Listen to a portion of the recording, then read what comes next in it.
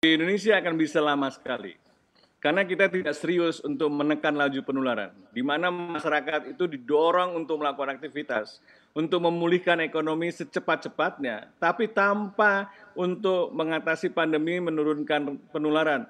Testing di daerah masih sangat terbatas, pelacakan kasus masih sangat terbatas. Di Jakarta saja pelacakan kasusnya masih sangat terbatas, dan ini menurut saya harus segera dirubah mindsetnya. Kenapa dengan demikian? Karena tidak direspon dengan cepat. Kenapa tidak direspon dengan cepat?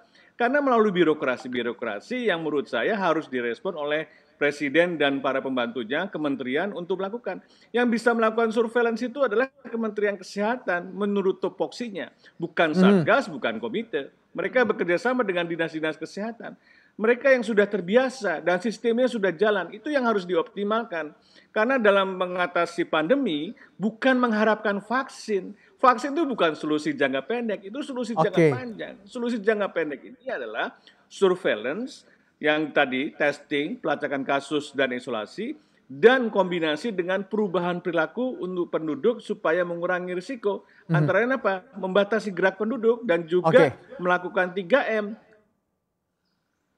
Pak Pandu, berarti tadi yang cukup menarik, vaksin bukan adalah jawaban atau jalan keluar. Berarti bisa dikatakan kita juga mampu keluar dari pandemi COVID-19 ini walaupun tidak ada vaksin sampai dengan akhir tahun ini atau mungkin tahun depan, dengan cara seperti apa Pak Anda melihatnya?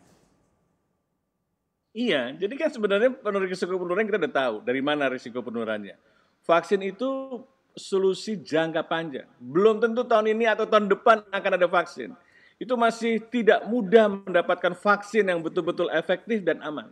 Jangan terburu-buru melakukan negosiasi untuk mendapatkan vaksin. Itu sangat kontraproduktif. Kita harus bekerja sama dengan WHO dan Badan Kesehatan Dunia yang lain untuk bekerja sama mendapatkan vaksin yang betul-betul aman untuk penduduk dan efektif. Kalau tidak, kita akan terjebak dalam situasi yang dimana seakan-akan vaksin itu adalah solusi jangka pendek. Tidak pernah dalam sejarah penanggulangan penyakit menular bahwa vaksin itu solusi jangka pendek, solusi jangka panjang. Dan itu kita harus mengubah mindset semacam itu dan mengubah narasi-narasinya bahwa yang paling cepat adalah yang paling dalam dimensi jangka pendek adalah melakukan surveillance yang baik dan juga melakukan perubahan-perubahan perilaku dengan ketat. Seperti tadi, 3M, memakai masker, menjaga jarak, dan mencuci tangan. Oke. Kelihatannya mudah, tapi tidak mudah sebenarnya.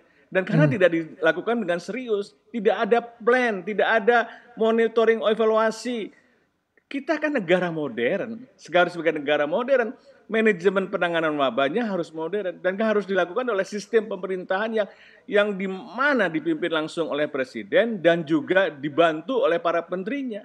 Jangan Oke. membuat lagi komite, jangan membuat lagi satgas, jangan membuat lagi gugus tugas, karena itu barier yang terbesar selama ini, tidak efektif. Selama Oke. sekian kita udah gagal selama 6 bulan bahwa komite dan ad hoc itu tidak ada gunanya dan tidak ada dampaknya. Karena kita butuh operasional yang kerja keras dan cepat dalam mengejar penularan penyakit ini.